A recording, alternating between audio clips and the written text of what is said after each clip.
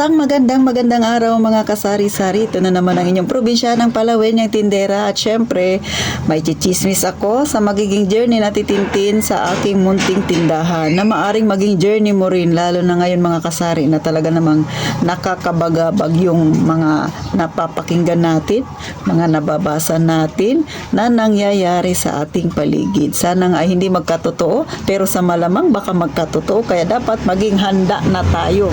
Lalo ka na, tindero, tindera. May mga negosyo tayong maliit mga kasari. So, ano ba yung tinutukoy na titintin? Pero bago tayo mag-umpisa, huwag mong kalimutan, mag-subscribe ka na sa Palawin yung Tindera. Paki-like na rin ang aking video mga kasari kung isa ka sa nag-iisip na rin ng ganito at nakaka-relate ka. Syempre, paki-share naman kung hindi kayo busy. Kaya, umpisa na natin ang real talk at masaya nating chismis. Isang magandang araw mga kasari-sari. Pero bago tayo magpatuloy, i-follow nyo na ako sa aking Facebook account. Type nyo lang Ate Tin. Doon ay may makwela si Ate Tintin doon, no? Yung mga problemang kinakaharap nating mga tindero-tindera, dinaan ko lang sa pasaya-sayang pangiti-ngiti na pananaw. Pero alam ko, yung iba, relate doon mga kasari. At syempre, shout out sa iyo, Ma'am Ann Magturo. Nandun na siya, tsaka si Ma'am Glory Cortez. Shout out sa inyong dalawa. Nandoon na kami, nagkita kaming tatlo doon sa Facebook. So, kung gusto niyo magkita-kita tayo doon, huwag niyo nang kalimutan, ha. I-follow niyo na ako, mga kasari. So, ito na, mga kasari.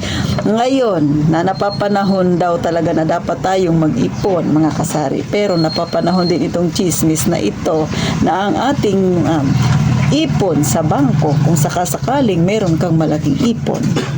So, alam niyo mga kasari, no, tayong mga tindero-tindera, lagi tayo nag-iisip na kung paano natin mas palakihin yung ating benta, yung ating ipon, di ba?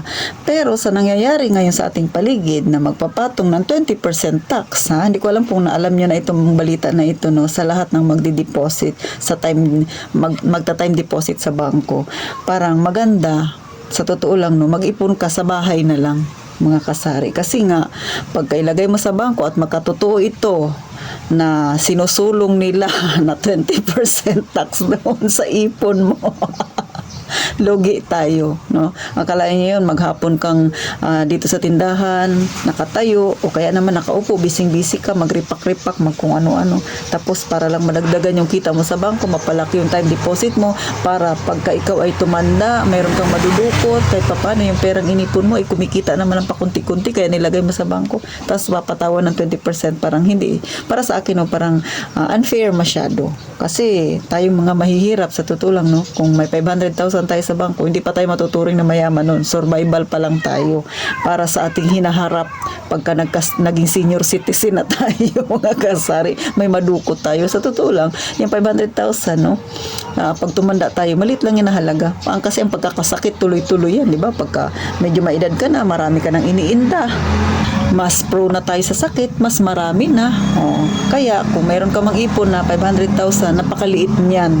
Tapos, isip nila, papatawan nila ng 20% na tax. So, mas maganda ngayon pa lang, mga kasari, lalo na sa mga kagaya ko, tindero-tindera, no. Ito ay opinion ko lang naman, no. Ipasok na lang natin sa pagninegosyo yung pera natin, no. Mag-ipon tayo dito sa bahay. Igawin mong puhunan sa GCash, cash in, cash out, di ba? Kaysa pag sa bangko, magkano lang naman tinutubo ng bangko sa pera natin, mga kasari. So, si Ate Tintin, ako dati, no, gusto ko talaga mag-ipon sa bangko at meron din naman talaga akong ipon sa bangko. Kaya lang, nung narinig ko yung balita na yan, nabasa ko mismo sa YouTube, no, ay parang nagdadalawang isip na ako. Parang gusto ko na siyang i-pull out kasi bakit pa ako mag-iipon kung ganun din lang kalaki yung tax na makukuha sa akin, di ba?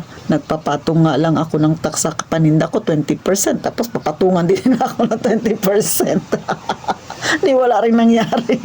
Mga kasari. Kaya naisip ko, bakit pa ako magpapakahirap na mag-ipon, di ba? Pupunta ng bangko, pipila doon para maglagay ng pera, tapos mawawala lang din pala yung interest na balak kong kitain sa pera ko. Samantalang napakaliit lang naman ang halaga ng pera ko. Di, why not? Ipasok na rin sa negosyo. Kaya tayo mga tindero-tindera, mag-isip na tayo saan natin pwedeng ilagay, ano ba yung pwede nating gawin para mas mapalaki pa natin yung ating pera. Pero dapat mas maging disiplinado tayo, mga kasari. Ito yung pinaka gusto kong ay ipaunawa sa mga kagaya kong tindero-tindera na nagdadalawang isip na rin na mag-ipon sa bangko, no. Kung mag-iisip kayo ng negosyo, maganda po yan. Pero practicein ninyo sa sarili ninyo yung matinding disiplina. Pagka kayo ay nag-iisip ng kagaya sa akin na balak kong i-pull out yung pera ko, matinding disiplina talaga na yung pera natin na naipon, huwag na huwag gagalawin kahit anong mangyari. At kahit na may kakilala ka pa na gustong manghiram sa'yo ng pera, tapos sa pakiramdam mo hindi naman siya worth it pahiramin, huwag mong ipapahiram ang pera mo. Wala namang masama no magpahiram tayo ng pera kasi sayang din ang kikitain ng pera natin. Kasi yung iba dyan, 20% yung ipinapatong, 15%. So, malaking halaga yun mga kasari. Kung yung nanghihiram sa atin ng pera ay okay naman magbayad, why not? Pero kung sa tingin ninyo, nagdadalawang isip kayo, medyo may history na siya, huwag nyo nang ipagkatiwala. Itago nyo na lang ng maigi yung pera ninyo. Pero kung sa bangko, hindi na magsasabi sa titintin ngayon sa inyo kasi nga doon sa aking narinig. So, kayo na lang mismo yung mag-search kung ano ba yung dapat na para gawin ninyo sa inyong pera. Kung kayo may pera sa bangko, ano yung mga plano ninyong gawin. Pero ako parang nagbabalak na akong ipula. Ito simpleng kwentuhan na ito mga kasari kasi gusto ko rin makatulong sa mga kagaya ko na nagbabalak rin na mag-ipon ng medyo paunti-unti. Kaya lang kung tatamaan tayo ng ganito, medyo hindi siya maganda kasi napakalaki ng 20% mga kasari. Para sa akin lang naman. Kaya ako, why not na hindi ko gawin na lang puhunan sa GCash ko pandagdag? Why not na hindi ko na lang ibili muna ng bigas? O diba? Kasi medyo lumalakas na yung bigas na titintin dito sa akin. So, mas malaki yung kapital, mas maraming bigas, o diba? Mas malaki yung kita. Kaya lang, ang magiging kalaban talaga natin yung ating sarili kung paano natin disiplinahin para yung pera natin hindi natin maubos, malustay. So, paano? Hanggang dito na lang sa titintin, mga kasari. Sana kayo mismo sa sarili nyo, mag-research din kayo. Ukol sa sinasabi ko na ito na pangyayari.